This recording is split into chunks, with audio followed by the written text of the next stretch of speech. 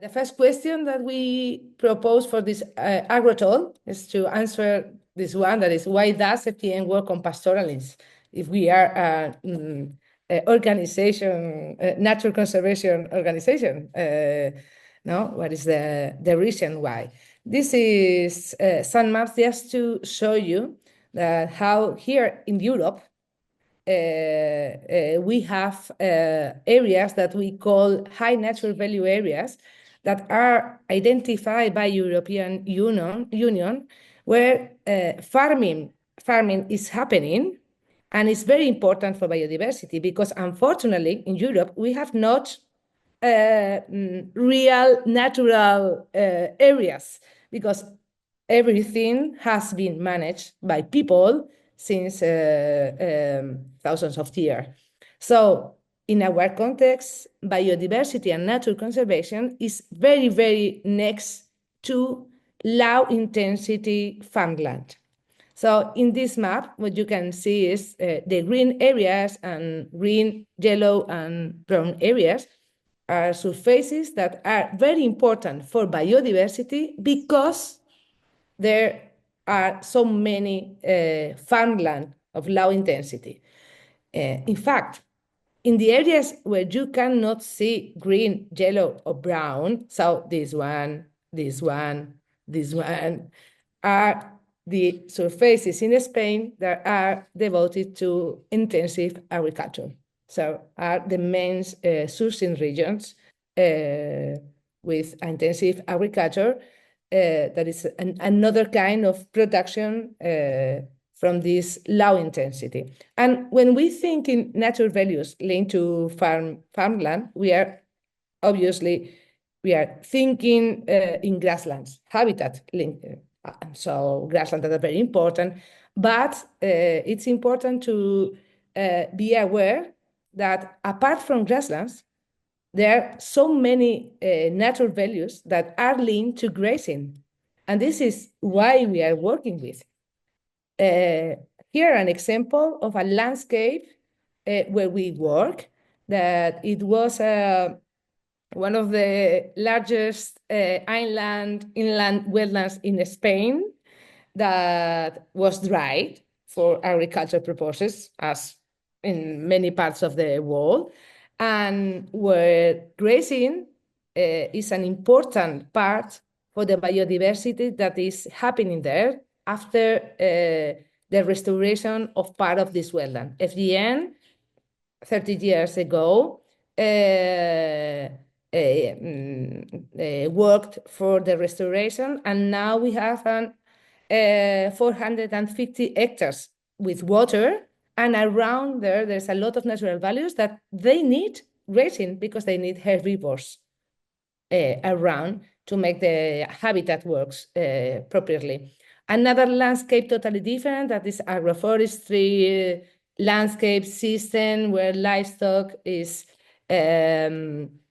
traditional livestock is taking place here, and it's very important. And we need grazing here because if not, these landscapes would be disappear. But a landscape totally different, that is a coastal wetlands. So these ecosystems that is in the middle of land and sea and water, salt water and water is mixed, where we need, has been used these landscapes for graze during centuries, but now livestock has been disappeared, and now we have a natural conservation problem because now the landscapes has been homogenized, and unfortunately we are losing a lot of species that are linked to different kinds of vegetations, different kinds of vegetation that were created thanks to livestock in these areas. And totally different landscape in Spain where we work, that this is called parameras. This is areas that are, Anna, you are going to know quite well Exactly. in weeks. It's a great landscape where very high with it's very cold in winter, very dry, and very hot in summer. And for example, it's just an example, but here in these areas, this bird lives that is Alondra ricotti in danger of extinction. And why this bird is in danger of extinction? Because this bird eats mainly these damn beetles that you can see here. And this beetle exists because there were animals grazing there, so herbivorous, but this herbivorous has been disappeared in the last decade. So now we have a natural conservation problem. So why does FGN work on pastoralism? Because bringing back the ecological role of herbivores is essential to sustain healthy habitat and species. So obviously, natural conservation organization, we must work on grazing because we need to put herbivores making the role that they have to put in place in our habitats. Another question that we proposed for this talk was grazing a solution or a necessity? No? So we would like to share with you some technical key concepts. Maybe for some of you, so some people that we know that we are working on grazing is nothing new, but for other part of the audience is new. So we consider that are important. These three key concepts that are technical, that is the soil carbon pump, the role of herbivores according to the master of its environment. That is a very important point, taking into account that we come from different parts of the world, very different, and the importance of herd effect. So the movement of this grazing, because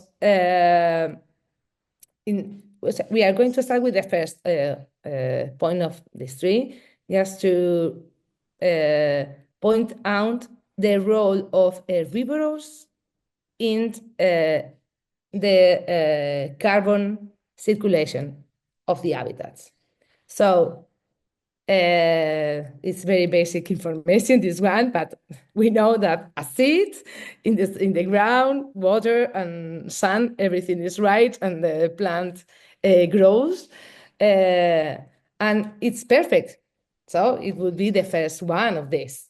But one, for example, a cow, but could be another herbivore, bites a plant, something happened to recover this plant. And what happened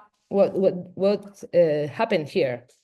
The plant has a stock of nutrients in the roots. So the plant says, don't worry, I have a stock of nutrients. So go, you have bite me, no problem. Because I have the stock, so I'm going to recover my leaves because of the stocks on my roots. So it's perfect.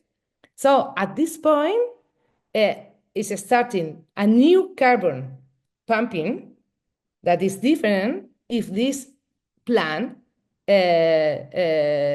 should not be bitten by anyone. No? So new carbon is pumping thanks to a cow that has bitten a leaf. But after this, start another thing that is so important for nutrient cycle, that is all the chemical signs that from the root starts in the moment that the root has been cut for recovering the leaves. So these chemical signs makes all the different biological individuals that are in the ground saying, hey, come here, so I need your help, so I need to recover my roots, so start working all together. So the bites of a cow has, until now, has done two things. The first one is promote more photosynthesis in the cycles, or more carbon from the atmosphere going to the carbon cycle. And the second thing that has done is to push for the nutrient cycle movement. other things and biological activity in the ground. And after this, what is going to happen is that we have so this process has got to incorporate most carbon to the soil, because at the end there is organic matter from the roots that have died after the bite. But there's the carbon organic matter after the deposition of the cows, because the cow bites the leaves, but then this organic matter is going back to the ground thanks to deposition. So the organic matter is moving in the so we need herbivores in the ecosystems because they are playing a crucial role for the nutrient cycle, and because they are promoting a lot of biodiversity around these nutrient cycles, all the microbiology in the ground. The second technical concept is the master distribution scale that is very different if you are in the Ecuador, so in a place where there is humidity during all the year, or you are living like we are in a place of the world where we have a season when it's raining and a season where nothing is happening and it's very hot. Why? Because in places where there is a constant distribution of moisture, most the composition of the organic matter is happening during all the year, thanks to the conditions. There is the humidity and the temperature that all the microorganisms that are working in this decomposition are always in place. So it's perfect. So in places where there is humidity during all the year, the cycle is always working in a very properly way. What is happening in places where we have no humidity or moisture or during all the year is that in part of the year, what is happening is that this plant material decomposes slowly through chemical and physical process. So it's an oxidation process, not a biological decomposition. What is happening? This is a limitation for the incorporation of the organic matter to the ground and incorporate to the cycle. But marvelous, great nature, that because here we have herbivores that they have in their stomach and in their inside there the temperature and moisture conditions that allows microbiology survive. So with every deposition of cattle, what herbivores are doing is putting the biodiversity that we need to the biological decomposition and not physical. This is why we know all this very big herd of wild herbivores in South Africa, Kenya. They are moving all together, no? And they are putting the compositions and doing this grasslands restoration. And this is why it's so important, the treatments that we are giving to cattle for, sorry, I have writing the name in English because the worming treatments that we are giving cattle, because we are usually giving these treatments that they are they are dying as, all the microbiology in the decomposition, in the deposition of the animals. Even worse, we are dying beetles that are going to the deposition of the cattle to be eaten because we are dying. So it's a very important point. It's not the issue today, but it's a very important point of biodiversity. And the third technical point, that is the herd effect. So the importance in this grazing and the role of herbivores is not to be always grazing during all the year and just bite where. So we try to make livestock moving as much as more similar as a wild herbivorous herd works in nature. So, and why do they work all together, moving all together every day in a different place? And this is why. Because as we have explained before, every time that that an herbivore has bites a plant, the plant needs time to recover both leaves, aerial materials, so leaves, and roots. So what is happening if we leave an animal a lot of time in the same plot grazing? That the cow, we can see, every time that can see a plant that really she likes a lot, is going to bite again the plant, but is probably that this plant has not recovered the roots, only has recovered the leaves above the ground. So we can imagine, depending on species, obviously, but at the third bite, this plant is going to be disappeared. This is why the movement is so important. This is an example of traditional grazing here in Spain. That is our trashman. So since during a millennial, we have more than 3 million of sheep moving every year from the south of Spain to the north of Spain in summer. So in summer, when we have no grasslands available in a big surface of Spain, the herds moves to the north where grasslands are able. So we are doing with this trashman, this movement that we are promoting. Unfortunately, this is a traditional practice that is going to be disappear because it's from a social and economical point of view very difficult to maintain and to keep.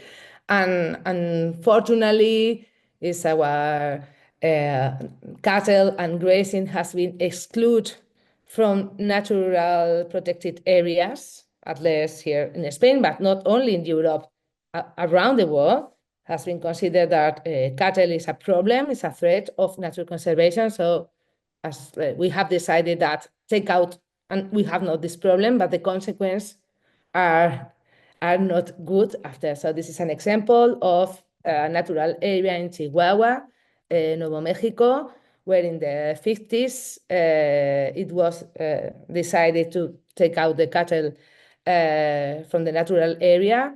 So you can see how the landscape was in the 50s and how was the landscape in 2002. Is this pictures you can saw below. So now we have bare soil. That is one of our most important problems. So our answer to this question is grazing as a solution of a necessity. It's a necessity for biodiversity conservation, but even more a solution as a nature-based solution for adaptation and mitigation to climate change. So both perspectives are for us are important. And then what is the timing? Because so I'm going to do very fast, just to explain our structure of the work that we are doing in grazing in Fundación Global Nature. And I will let after time to Anna, that's going to be explained how this work is put in place through a project. So this is our, so we work with goals. This is, so FGN works on pastoralism, yes, and we work for achieve these goals in 2030. So different goals related with the surface that we want to recover or restore thanks to grazing, with the goal to increase the profitability of the products that are produced with grazing, right, regenerative grazing, and put in value the grazing as a conservation tool. So all the work that we do with politicals and communications and technical support to other entities. So I'm not going to explain more in details. So sorry, I thought that it was shorter. So just to mention that we have our own farm, so we are lucky, so we can practice in our farm what we explain others that it would be very good to do it. So for us, it's very interesting. We're monitoring, as you know, with other as the impact, and we work with, that is very important in our work, in a territorial scale, because changes will happen in collaboration with others, and this is so important. So a part of our work is to identify and work with other people, entities, administrations that are in place in ground to put in practices different local strategies for better economical recognition, social economical recognition of grazing and the products. So just to mention that grazing is included in some of our technical documents that we usually share, and we have some things like that. Maybe it seems that it's very easy, but to do this infography, we have taken a lot of time, and for us, it's a very useful tool for explain others why grazing is important for nature conservation and mitigation adaptation. So I'm going to let Anna continue. Thank you, and sorry for this extra minutes from my side. Anna, sorry. No, sorry. I said you had to go that fast because it's such a great work. She had to go that quickly, but she has put so much effort in creating the grazing area within FGN and is so much behind. So anytime we can explain a bit later and longer how we work in terms of the pilots, territories, and society and so on. And I just wanted, I will go quick as well, one of our projects to share such an example of how we work following our strategy and our management of the pilots. So one of the sample is Iberian grazing for biodiversity. So next, Laura, anyone? So it started in 2022, and it was one in. It started within the first call of the regenerative Fundación Nature in this AgroTalk. So good to see you all.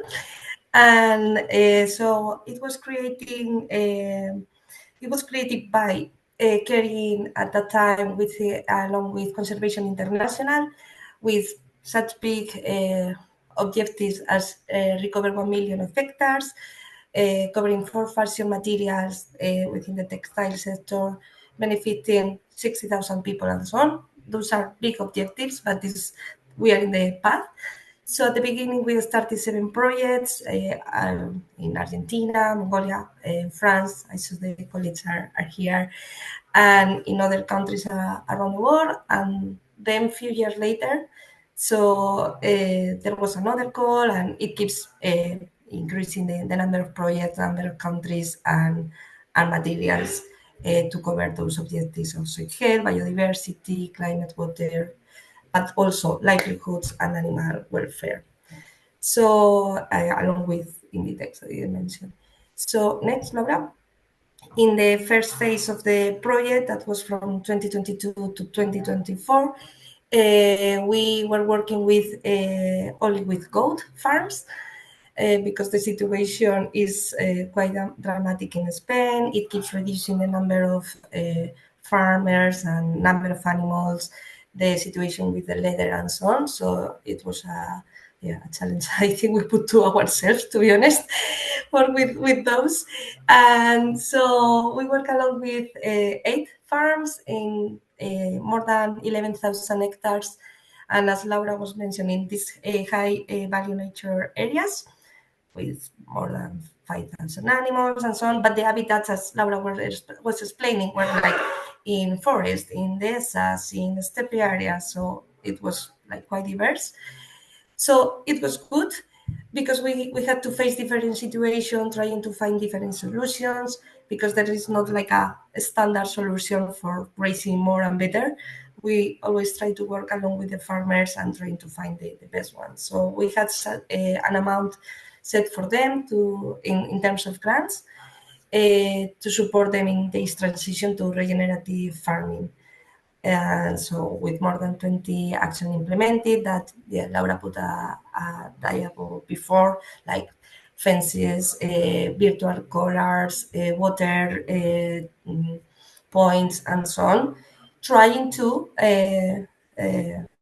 as we were saying, like moving forward to this regenerative farming in the coming years. So then the social aspect, we were doing different training sessions about rotational grazing, what was regenerative. We were like the principal key points as water, animal welfare, soil, and the importance of grazing that Laura has explained uh, greatly. So we were covering all those topics in the training, but also covering others as sanitary aspects and so on. But also something important we were doing along the 3 years was the monitoring of key indicators. In FGM, we keep improving ourselves, and it's a learning process. So we started with 7 indicators, and then we have moved to our biodiversity metrics basket. The ones that we work with us in the Nestle project might have heard about it, but it's a way to measure the biodiversity. I think I can mention it later. And then the social in terms of interviews and socioeconomic aspect and so on. Then the next, the different thing about this project was the direct link with the brands. So not just because they were the funders, but also because within the proposal we were focused on, okay, what can we do with the leather from our animals? What is happening with them? So we did a traceability study. That was I say big, that was a huge challenge, to be honest.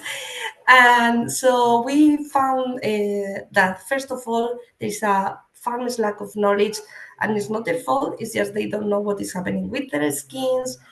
Most of the times they are not even being paid, or they have to pay for the recycling of these skins in the slaughterhouse and so on. But yeah, they most of them, they didn't know what was happening with them. There was a big imbalance in terms of the goats and the rest of the animals. As I said, we started with goats, but in the next phase, that is the one we are doing, we open our minds to the rest of the goats, sheep, and so on. But it was other findings, and we don't know how and why, but everything ended up in the same January. That could be just a coincidence, but this makes things more difficult in terms of making agreements or contacts with them, because they just are in a better position to negotiate if everything ends up in the same. So next, Laura. So some lessons learned from these 3 years was like the work with the pilots. How we select our pilots is something that we have worked internally quite hard, and now I think we have it set for the rest of the incoming projects.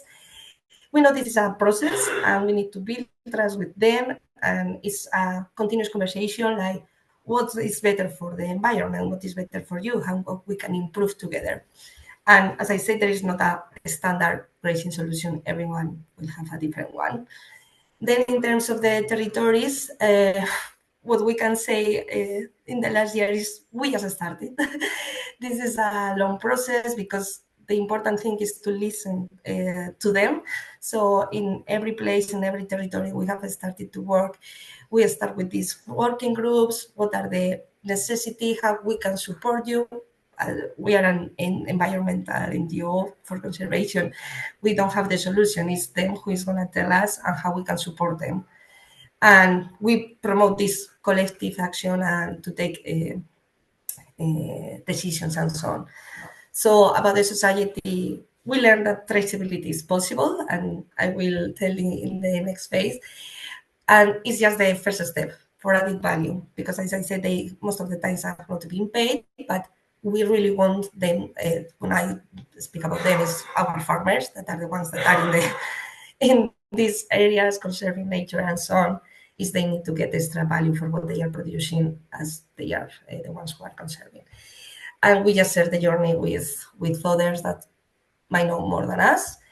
And then the dissemination, I don't know if we mentioned enough, but it's important that the society recognize the value of the grazing, the farmers, and so on. So communication is always a key, not just in this project, in all the ones that we do in FGM, but even more in the grazing area. So next, Laura. Oh, I don't know if I'm going too fast, but anyway, we'll go super quick through this one. After the 3 years, we realized we positive returns in the economic, the natural, inspirational, and social, as I was mentioning the lessons learned. So next one, Laura, just to go to the next phase that it started at the end of 2024 and will end up in 2028. So we will keep working in these three layers, like the pilots promoting regenerative farming with regenerative actions, then monitoring what we are doing with the biodiversity basket. But we have included like new indicators such as water, animal welfare, and others. And I'm gonna say we are gonna do it better because we keep improving our methodologies, and it's something that we have much more standardized now, and we are going in this vision through the nature units and so on, but I'm not gonna get deep into that. Then the territorial grazing networks, as we said, we keep working close with them with fairs, events, trainings, promoting transformation together, or whatever is the necessity for them. And then the regenerative leader. That is the key of this project, as I say. So our idea is to create two value chains from scratch. From scratch, I say from the farm. And next, Laura. So from our farms and others around ours, from our pilots, we would like to have this change from the beginning with the whole traceability, making us alliance with the Generis Slaughterhouse, with the brands that we are already speaking with, but also there's stakeholders that we might need along the journey.